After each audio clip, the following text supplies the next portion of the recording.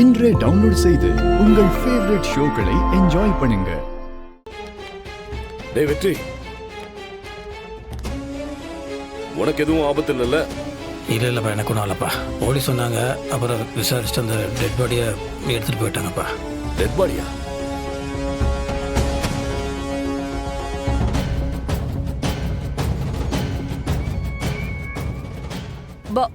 பாடியா?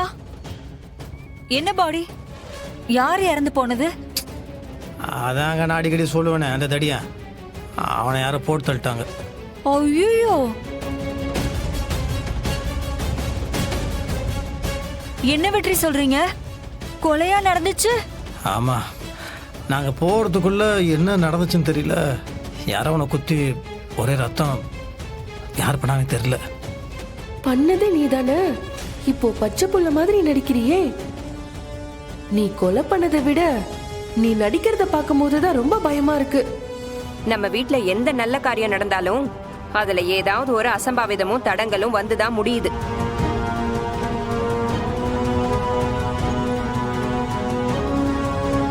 இன்னைக்கும் அதே மாதிரி நடந்துருச்சு. விடுமா, அதான் எனக்கு ஒன்றும் ஆள் இல்லை. முறைக்காத.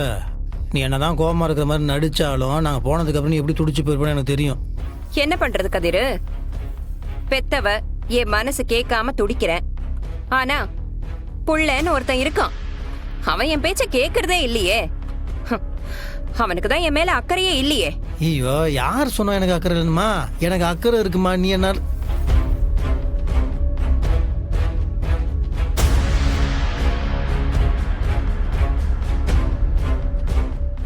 விடுங்க வெற்றி. அத்தையோட கோவம் கொஞ்ச நாள்லயே காணாம போயிடும். அதெல்லாம் தெரியுது மேடம். ஆனால் என் கூட பேசாமல் இப்படி ஜாடமடையாக பேசுறதெல்லாம் ரொம்ப கஷ்டமாக இருக்குது. அந்த கஷ்டம் அவங்களுக்கும் இருக்கும்ல. கவலைப்படாதீங்க, கொஞ்ச நாளே அவங்க உங்களை புரிஞ்சுக்கிட்டு நல்லபடியாக நடந்துப்பாங்க. வாங்க போலாம். ஸ்கூலுக்கு டைம் ஆச்சுமா, சீக்கிரம். தியா, இன்னைக்கு நீ ஸ்கூலுக்கு போக வேண்டாம். ஐயோ, நெக்ஸ்ட் வீக் எக்ஸாம் இருக்கு, கண்டிப்பா போகணும். இன்னைக்கு ஒரு நாள் போகாம இருந்தா பரவாயில்ல. ப்ளீஸ்மா, நான் வரலனா என் ஃப்ரெண்ட்ஸ் எல்லாம் என்ன மிஸ் பண்ணுவாங்கம்மா. இல்லடா, அம்மா சொல்றதுக்கு ஒரு காரணம் இருக்கு. என்ன நடக்குதுன்னே தெரியல. நம்மளை சுத்தி எல்லாமே தப்பு தப்பா தான் நடந்துட்டு இருக்கு. அம்மாக்கு பயமா இருக்குடா குட்டி. நீ தனியா இருக்கும்போது உன்னை மறுபடியும் கடத்திடுவாங்களா? இல்ல இல்ல இல்ல, அப்படியெல்லாம் ஒண்ணும் இல்ல குட்டி.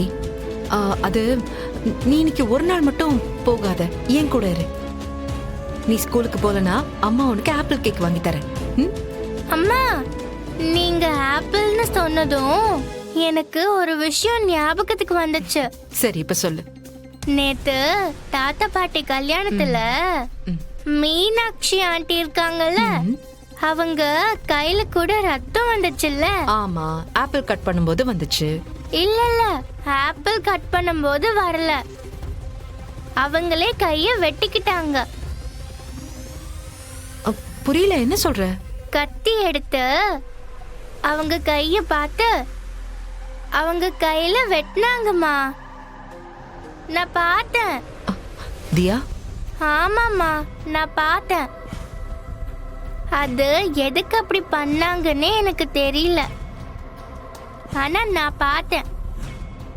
வெற்றி அப்பா கூட போன்ல பேசிட்டு இருந்தாங்களா, அப்பா அவங்கள பார்க்கலையா, அவங்க நேரா உள்ள போய் அந்த கத்தி எடுத்து கைய வெட்டிக்கிட்டாங்க. உங்களுக்கு இந்த வலது கை தானே பழக்கம்? ஆமா, அதுக்கு என்ன இப்போ? அப்புறம் எப்படிக்கா இடது கையில கத்திய புடிச்சுக்கிட்டு வலது கையில இருக்கிற ஆப்பிள வெட்டினீங்க?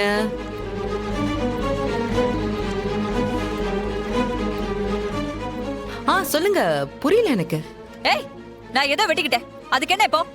என்னோட லெஃப்ட் ஹேண்ட் ரைட் ஹேண்ட் பழக்கம் உனக்கு எப்படி தெரியும்? நான் ரெண்டு கையை யூஸ் பண்ணுவேன். என்னோட பிஹேவியரை பத்தி நீ ஜட்ஜ் பண்ணாத. சரி, ஜட்ஜ் பண்ணாதன்னு சொல்றீங்க, ஆனா நீங்க பாத்தீங்கன்னா இவ்ளோ பேனிக் ஆகுறீங்க, ஏன்? நீ அந்த மாதிரி கேள்வி கேட்டுட்டு இருக்க. சம்பந்தமே இல்லாம முடிஞ்சு போன விஷயத்தை பத்தி திரும்ப திரும்ப கேட்டுக்கிட்டே இருக்க. சரி, காயம் ஆறிடுச்சா? என்ன என்ன பேசிட்டு இருக்க? ஒரே நாள்ல காயறதுக்கு இது என்ன மேஜிக்கா?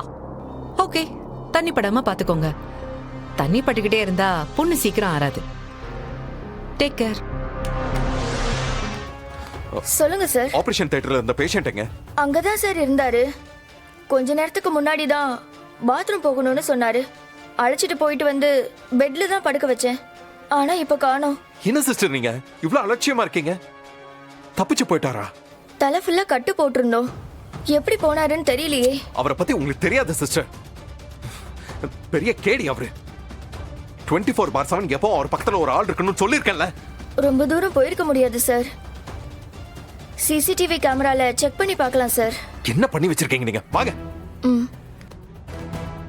சிஸ்டர், சார் கொஞ்சம் சிசிடிவி ஃபுட்டேஜை பார்க்கணுமா? பாருங்க.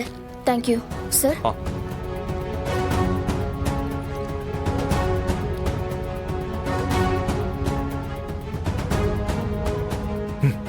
இவர்தான், இவரேதான் முகம் தெரிஞ்சிரும்னு ஹெல்மெட் போட்டு எஸ்கேப் ஆயிருக்காரு. அவர் வீட்டுக்கு போனா மொத்தமா தெரிஞ்சிருமே. எப்படியாவது அவரை தடுக்கணும். என்ன பண்ணலாம்? போடா போடா. சண்முகம், என்ன சொல்ல சொல்ல கேட்காம என்ன எடுத்துட்டு வர? இருடா. ஏய், இப்ப நீ போறியா இல்லையா? டேய் போடா போ.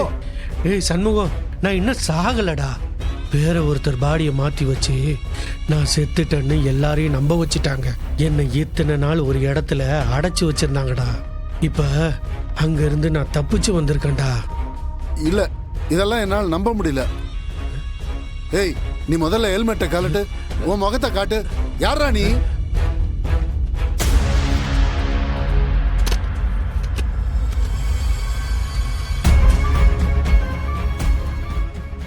டேய் சண்முகம், என் முகம் எப்படி இருக்குன்னு எனக்கே தெரியாதுடா. என் முகமே மாறிடுச்சுடா. அந்த மகேஷ் என்னை கூட்டிட்டு போய் ஏதோ பிளாஸ்டிக் சர்ஜரிலாம் பண்ணி என்னை வேற ஒரு ஆள் மாதிரி மாத்திட்டான்டா. இப்ப இந்த கட்டெல்லாம் பிரிக்க முடியாதுடா. இல்ல இல்ல, நீ ஏதோ போய் சொல்ற.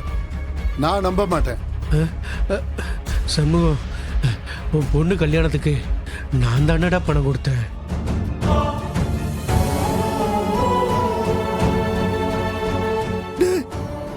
சிவராமா, என்னடா?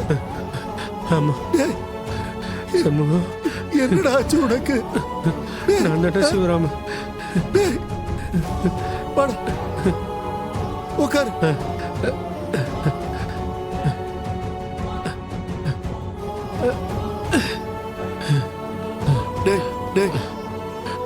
என்னடா ஆச்சு?